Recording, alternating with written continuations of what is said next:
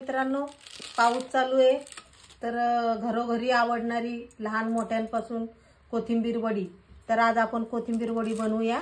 त्यासाठी आता एक गड्डी कोथिंबीरची आणलेली, ती आता मी चिरून घेते आणि आता आपली रेसिपी बघा कोथिंबीर वडीची। छान अशी कुरकुरीत मस्त खमंग कोथिंबीर वडी बनवणार आहोत आज।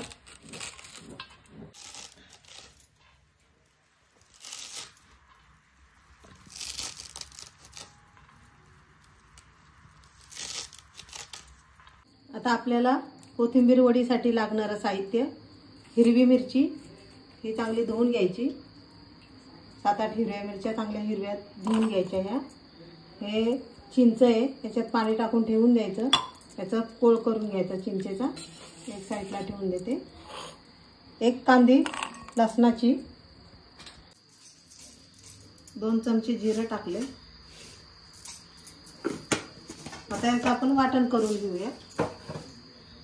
स्वच्छ धुवून घेऊया। आता पावसाळा आहे तर माती लागलेली असते, म्हणून चांगली 4-5 पाण्याने धुवून घ्यायची। अशी वरवरची कोथिंबीर चांगली काढून घ्यायची, चांगली अशी पिळून घ्यायची, म्हणजे खाली जी माती असते ती राहून जाते। हे बघा,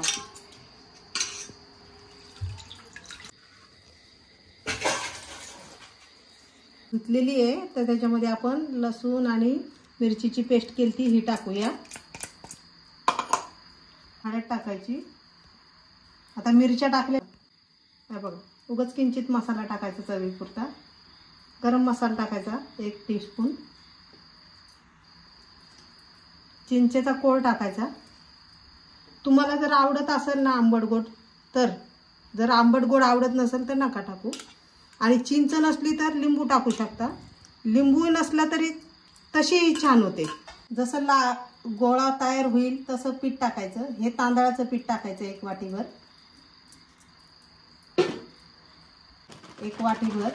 आता मी 1 वाटीभर घेतले, जसं लागेल तसं टाकायचं।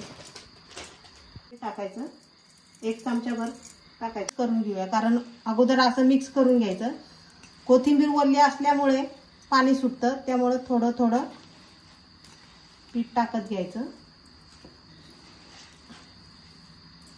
जर तांदळाचं पीठ जास्त झालं असलं तर बेसन पीठ जास्त वापरायचं थोडं, जर बेसन जास्त झालं असलं तर तांदळाचं पीठ।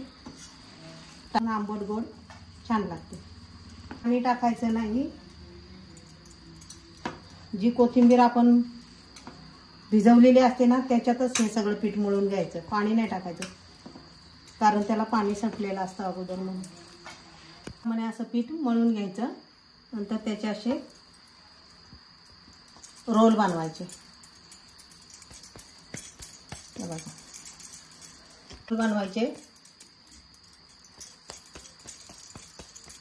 आणि ठेवायचे। तुमच्याकडे चाळणी नसेल तर ताटात पण ठेवू शकता, पण आता शक्यतो घरोघरी चाळण्या आहेत।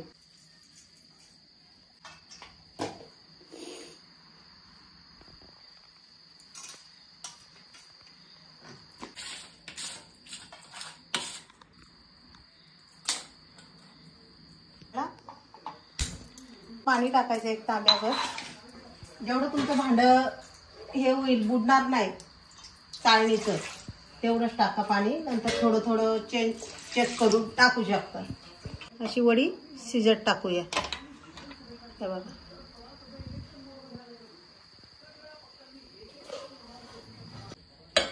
झाकण ठेवायचं आपण, आता शिजू द्या। तेल टाकूया। आता आपली वडी शिजून झालेली आहे, तर आता आपल्याला तळायची। अशा मस्त तुम्हाला पाहिजे त्या आकाराच्या वड्या कापून घ्यायच्या। तेल तापलेलं आहे, आता आपण आता वड्या तळून घेऊया। एक एक एक एक सोडायची।